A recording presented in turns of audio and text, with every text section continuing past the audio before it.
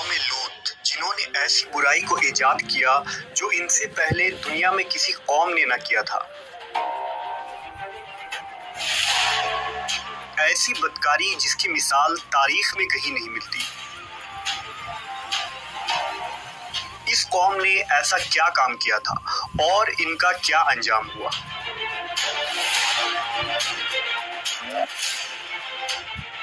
حضرت لوط علیہ السلام اللہ کے ایک برگزیدہ نبی تھے۔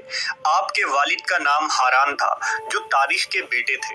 آپ کی پیدائش عراق کے قدیم شہر اور میں ہوئی تھی۔ اس شہر میں ابراہیم علیہ السلام کا مسکن تھا۔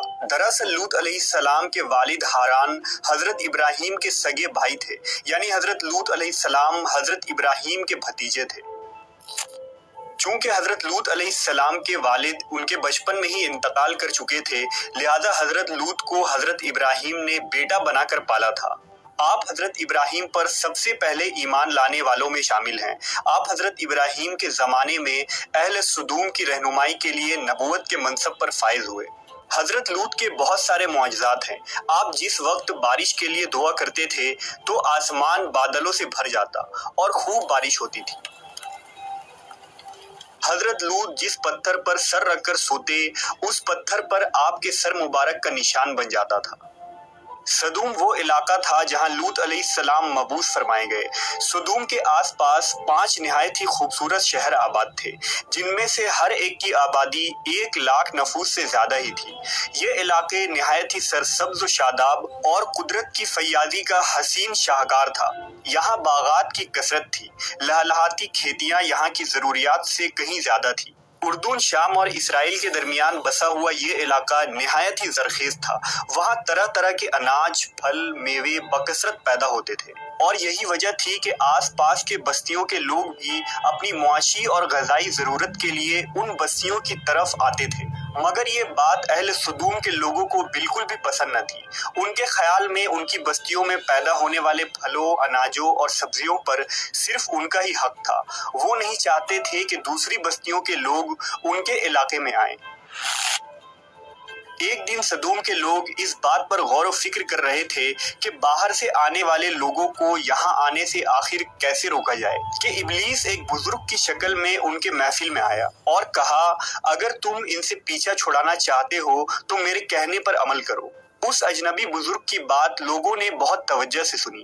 ابلیس نے کہا، میں کل بتاؤں گا۔ دوسرے دن ابلیس ایک خوبصورت جوان لڑکے کی بھیس میں آیا اور انہیں اپنی عورتوں کے بجائے مردوں کے ساتھ فعل بد کرنا سکھایا۔ ابلیس نے کہا کہ اگر تم ان بستیوں کے لوگوں سے نجات چاہتے ہو جو تمہاری بستی میں آ جاتے ہیں تو ایسا کرو کہ جب بھی کوئی شخص تمہارے علاقے میں آئے تو تم لوگ زبردستی اس کے ساتھ اپنی خواہش پوری کرو۔ اس طرح یہ لوگ اس بستی میں آنا چھوڑ دیں گے۔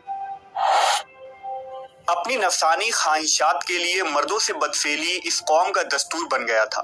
یہاں بے حیائی عام ہو گئی تھی۔ حکمراں، سردار، رؤسا، ہر طبقے میں گھر گھر یہ عمل پھیل گئی تھی۔ بھری محفل میں یہ لوگ اس فحاشی کے کام کو کر کے خوش ہوتے تھے۔ کوئی بھی محفل اس کام کے بغیر ادھوری سمجھی جاتی تھی۔ خاص کر مسافروں میں سے کوئی خوبصورت لڑکا ہوتا تو یہ لوگ اسے اپنا شکار بنا لیتے۔ تلمود میں لکھا ہے کہ اہل سدوم اپنی روزمرہ کی زندگی میں سخت ظالم، دھوکے باز اور بد معاملہ تھے۔ کوئی مسافر ان کے علاقے سے بخیریت نہ گزر سکتا تھا۔ کوئی غریب ان کی بستیوں سے روٹی کا ایک ٹکڑا نہ پا سکتا تھا۔ بارہا ایسا ہوتا تھا کہ باہر کا آدمی ان کے علاقے میں پہنچ کر فاقوں سے مر جاتا اور یہ اس کے کپڑے اتار کر اس کی لاش کو برہنہ دفن کر دیتے۔ اپنی وادی کو انہوں نے ایک باغ بنا رکھا تھا جس کا سلسلہ میلوں تک پھیلا ہوا تھا۔ اس باغ میں وہ انتہائی بے حیائی کے ساتھ اعلانیہ بدکاریاں کرتے تھے۔ حضرت لوط علیہ السلام نے انہیں توحید کی دعوت دی اور بدکاری کے اس گھنونے عمل سے توبہ کرنے کا حکم دیا۔ حضرت لوط نے کہا، تم بے حیائی کیوں کرتے ہو؟ کیا تم عورتوں کو چھوڑ کر لذت حاصل کرنے کے لیے مرد کی طرف مائل ہوتے ہو؟ حقیقت یہ ہے کہ تم احمق لوگ ہو۔ حضرت لوط اہل سدوم کو دن رات واعظ و نصیحت کیا کرتے، لیکن قوم پر اس کا کوئی اثر نہ ہوا، بلکہ وہ بہت فخریہ انداز میں یہ کام کرتے تھے۔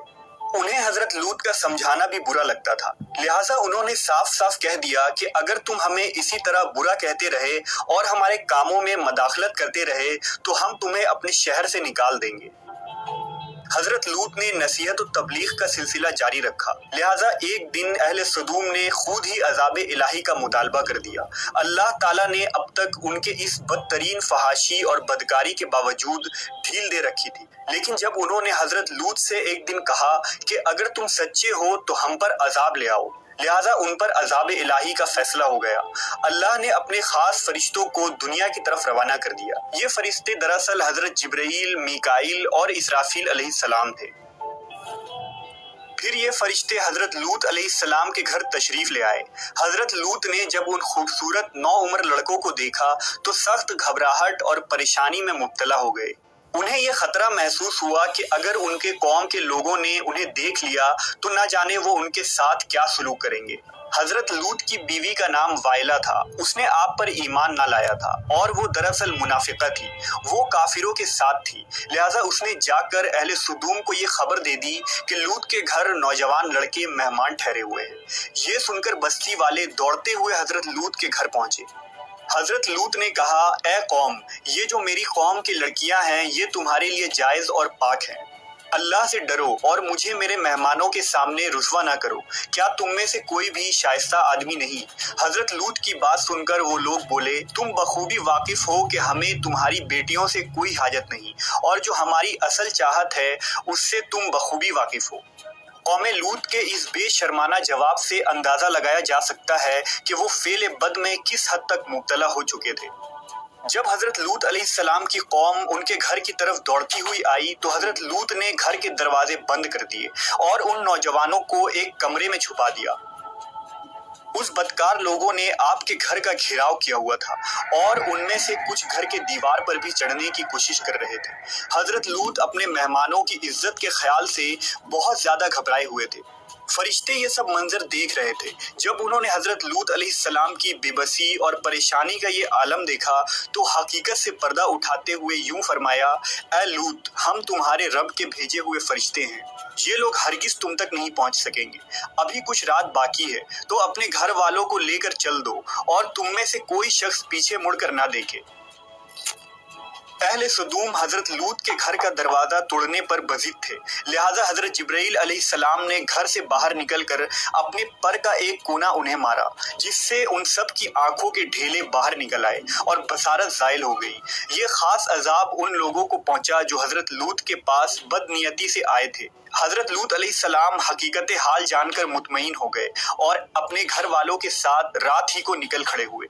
بیوی بھی ان کے ساتھ تھی، لیکن کچھ دور جا کر وہ واپس اپنے قوم کی طرف پلٹ گئی اور قوم کے ساتھ جہنم رسید ہو گئی۔ صبح کا آغاز ہوا تو اللہ کے حکم سے حضرت جبرائیل نے بستی کو اپنے پر سے اکھاڑ دیا اور پھر اپنے بازو پر رکھ کر آسمان پر چڑھ گئے، یہاں تک کہ آسمان والوں نے بستی کے کتے کے بھونکنے اور مرغوں کے بولنے کی آوازیں سنی۔ پھر اس بستی کو زمین پر دے مارا، جس کے بعد ان پر پتھروں کی بارش ہوئی۔ ہر پتھر پر مرنے والوں کا نام لکھا ہوا تھا۔ جب یہ پتھر ان کو لگتے تو سر پاش پاش ہو جاتے۔ صبح سویرے شروع ہونے والا یہ عذاب اشراق تک پوری بستی کو نیست و نابود کر چکا تھا۔ قوم لوط کی ان خوبصورت بستیوں کو اللہ نے ایک انتہائی بدبودار اور سیاہ جھیل میں تبدیل کر دیا، جس کے پانی سے رہتی دنیا تک کوئی فائدہ نہیں اٹھایا جا سکتا۔ سمندر کے اس خاص حصے میں کوئی جاندار، مچھلی، میڈک وغیرہ زندہ نہیں رہ سکتے، اس لیے اسے ڈیڈ سی یعنی بحر مردار کہا جاتا ہے، جو اسرائیل اور اردن کے درمیان واقع ہے۔ ماہرین آثار نے 10 سالوں کی تحقیق و جستجو کے بعد اس تباہ شدہ شہر کو دریافت کیا تھا۔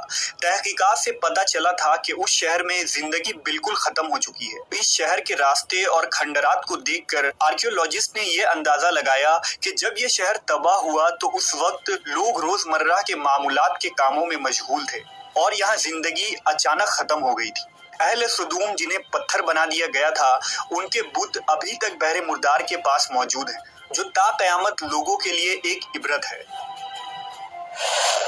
آج یورپی ممالک میں انسانی آزادی کے نام پر اس بدکاری کی اجازت دی جاتی ہے اور اس فحش عمل کو فخر سمجھا جاتا ہے، مگر حقیقت یہ ہے کہ ہم جنس پرستی بالکل فطرت کے خلاف ہے، جس سے انسانی معاشرہ تباہ و برباد ہو جاتا ہے۔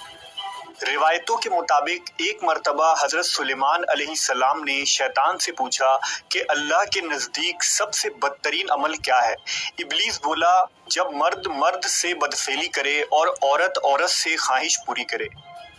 حضرت ابن عباس سے روایت ہے کہ رسول اللہ صلی اللہ علیہ وسلم نے فرمایا کہ اس شخص پر اللہ پاک کی لعنت ہو جو قوم لوط والا عمل کرے۔